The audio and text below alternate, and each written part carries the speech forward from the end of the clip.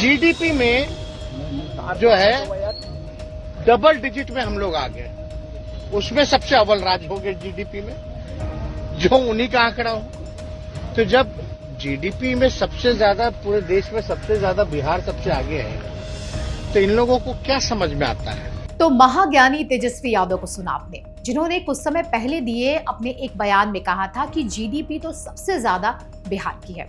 अब पता नहीं तेजस्वी यादव को किसने जीडीपी के बारे में रट्टा लगाया है, लेकिन विडंबना देखिए, जीडीपी के तथाकथित जानकार इन्हीं तेजस्वी यादव को अब बिहार में होने वाले विधानसभा चुनाव से ठीक पहले बिहार के कारखानों और इंडस्ट्री की चिंता सता रही है। तेजस्वी यादव ने 10 राज्यों और वहां की फैक्ट्रियों की संख्या बताते हुए नीतीश कुमार और भाजपा से ये पूछा है कि बिहार में 20 वर्षों से नीतीश बीजेपी की सरकार है, 11 सालों से केंद्र में मोदी नीतीश सरकार है, फिर भी बिहार में उद्योग और फैक्ट्री नहीं है।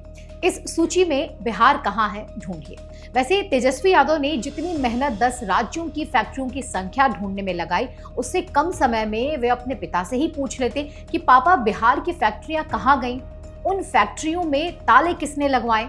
क्यों बिहार की इंडस्ट्री खत्म हो गई? लेकिन यहाँ तो वही बात हो गई, एक तो चोरी ऊपर से सीना जोरी। मुख्यमंत्री बनने के लिए उतावले दिख रहे तेजस्वी यादव को इन सवालों के भी जवाब देने चाहिए कि 1991 से लेकर 2005 तक बिहार में कितनी फैक्ट्री लगवाई गई, कितने नए इन्वेस्टमेंट बिहार में आए। आपके पिता तो केंद्र में कांग्रेस के साथ सरकार में थे, तब क्यों नहीं बिहार में फैक्ट्री लगाने की सोच आई? तो इसका जवाब ये है कि उस समय लालू यादव की सरकार अपहरण और लूट की फैक्ट्री को चला रही थी, जिसके कारण नई फैक्ट्री खुलना तो दूर की बात थी, बल्कि जो शुगर मिल और दूसरे कारखाने थे उसमें भी ताले लटक गए थे। इतना ही नहीं, आपके माता पिता के सीएम रहते ही बिहार में 7 चीनी मिलें बंद हुई थी।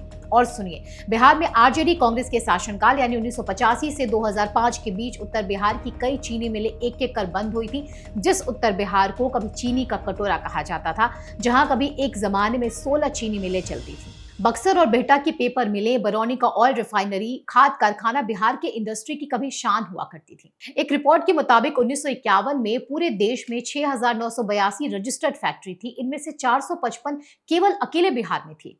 आजादी के बाद पूरे देश में 56 चीनी मिलें थी, इनमें से 33 बिहार में थी। चीनी मिलों में सकरी, रयाम, लोहट काफी मशहूर थे। इसी तरह से मधुबनी का मलमल, किशनगंज का कागज उद्योग, दरभंगा के हाथीदांत के सामान पूरी दुनिया में प्रसिद्ध थे। उसके अलावा खगड़िया, किशनगंज, मुंगेर, पूर्णिया में भी ये जो तमाम कारखाने एक एक करके बंद होते चले गए। क्या तेजस्वी यादव नहीं जानते कि उस समय बिहार में किसकी सरकार थी, राज्य का मुख्यमंत्री कौन था? क्या तेजस्वी यादव नहीं जानते कि लालू राज में मिल मालिक से रंगदारी कौन वसूलता था? एक सवाल तो यह भी बनता है कि क्यों नहीं लालू राज में बंद पड़ी मिलों और फैक्ट्रियों को खुलवाने के लिए कोई उपाय हुए? तेजस्वी यादव भी तो खुद राज्य के डिप्टी सीएम रह चुके थे, क्यों नहीं आपने चीनी मिल खुलवाने के लिए कुछ किया? चीनी छोड़िए, मॉर्टन चॉकलेट जैसी प्रतिष्ठित कंपनी पर ताला किसके राज में और क्यों लगा, जिसके पिता ने 1990 के दौर में सब कुछ बंद करवा दिया था? आज उन्हीं का बेटा बिहार की फैक्ट्रियों पर मौजूदा सरकार से सवाल पूछ रहा है।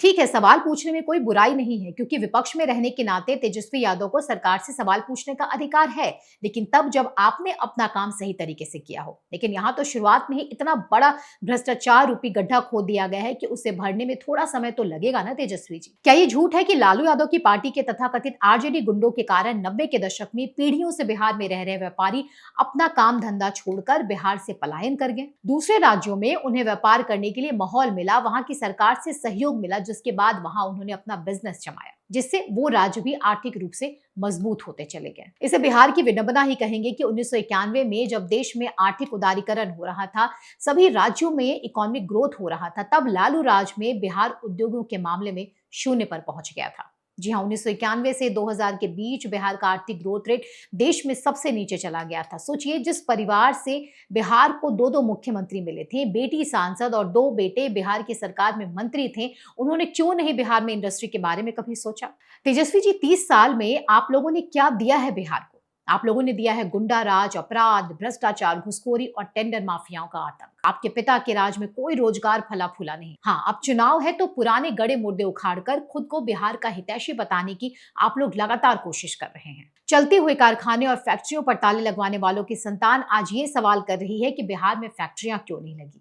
विडंबना देखिए, जिस बिहार को आप और हम देख रहे हैं, वहां की सच्चाई तो हत्या, लूट और तेजाब से जलाई जाने वाली घटनाओं से होकर गुजरती रही है। नीतीश कुमार बिहार को जहां आज ला पाए हैं, हो सकता है इसकी गति जरूर धीमी हो, लेकिन बदलाव से तो कोई भी इनकार नहीं कर सकता। तेजस्वी जी तो खुद 2 बार नीतीश कुमार के साथ बिहार की सत्ता में रह चुके हैं, सरकार चलाई, तब ये ख्याल क्यों नहीं आया, और अगर आया था तो किसने रोका था इंडस्ट्री लाने को। बिहार में जिस तरह उद्योग धंधे चौपट हुए, उसके पीछे पूरी तरह से आपका परिवार और आपकी पार्टी ही तो थी।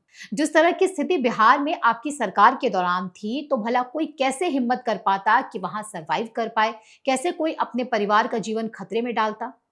जिस राज्य में मुख्यमंत्री की बेटी की शादी में कार के शोरूम से नई गाड़ियां उठा ली जाती थी, तो भला कौन बिजनेसमैन होगा जो वहां पे निवेश करने का साहस उठा सके। लालू राज में बिजनेसमैन, युवा वर्ग, बुद्धिजीवी, मजदूर सभी बिहार से पलायन करते गए। पशुओं तक का चारा खा जाने वाले के परिवार ने बिहार को किस स्थिति में लाकर रख दिया है, क्या ये भूला जा सकता है। उस समय के जंगल राज के लौट आने की आशंका मात्र से बिहार के लोग आज सहम जाते हैं। वैसे मेरा मानना है कि लालू की सरकार कभी से बिहार में उद्योग और नई फैक्ट्रियों को खोलने को लेकर सीरियस रही ही नहीं। आरजेडी जैसी पार्टियों के एजेंडे में बिहार का विकास कभी से था ही नहीं। इनका मुख्य एजेंडा था बिहार को लूटकर अपना खजाना भरना। वैसे आज तो हालत ये भी है कि नई नई पार्टी के नेता बने जन स्वराज के प्रमुख प्रशांत किशोर तक बिहार में इंडस्ट्री को लेकर ऐसे बयान देते हैं जिसे सुनकर लगता है कि आखिर बिहार को लेकर ऐसी सोच क्यों है इन नेताओं की। कुछ दिनों पहले ही प्रशांत किशोर ने पटना में एक इंटरव्यू में कहा था कि इंडस्ट्री से पलायन नहीं रुकता। प्रशांत किशोर ने इसके लिए सिंगापुर, फिनलैंड और स्वीडन जैसे दूसरे देशों का उदाहरण भी दिया था। देश विदेश घूम चुके प्रशांत किशोर, बड़े नेताओं के लिए जीत के स्क्रिप्ट तैयार करने वाले प्रशांत किशोर को इतनी सी बात समझ नहीं आती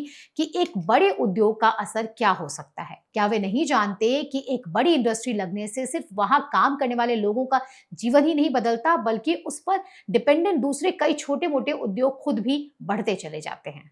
इतना तो एक कम पढ़ा लिखा व्यक्ति भी जानता है कि एक व्यक्ति की नौकरी से पूरा परिवार चलता है। दरअसल प्रशांत किशोर जिस असली आर्थिक तर्क को पूरी तरह नजरअंदाज कर रहे हैं वो हम बताते हैं। तो सुनिए, जब किसी इलाके में एक फैक्ट्री लगती है तो वो सिर्फ उन लोगों को रोजगार नहीं देती जो उस फैक्ट्री में काम करते हैं, उसका फायदा वहां रहने वाले आसपास के लोगों को भी होता है। क्या ये माना जा सकता है कि बिना फैक्ट्री, बिना प्रोडक्शन और बिना बड़े इन्वेस्टमेंट के कोई राज्य आगे बढ़ सकता है? आज जब बिहार में दशकों बाद जंगल राज के अंत के बाद बिहार में भी विकास के नए रास्ते खुल रहे हैं, बेहतर कल को लेकर नई उम्मीदें दिख रही हैं, तो चारा चोर के पुत्र तेजस्वी यादव और प्रशांत किशोर जैसे नौसिखिए नेता बिहार में इंडस्ट्री को लेकर सरकार विरोधी प्रोपोगेंडा सेट करने में लगे हैं। और ये सब इसलिए क्योंकि बिहार में चुनाव है। बिहार को लूटने और मौका परस्त इन नेताओं को लेकर आपकी क्या राय है, हमें कमेंट करके जरूर बताएं। इसके अलावा अगर आपको हमारे वीडियोस अच्छे लगते हैं तो लाइक करें, कमेंट करें, साथ ही साथ हमारे चैनल को सब्सक्राइब भी करें।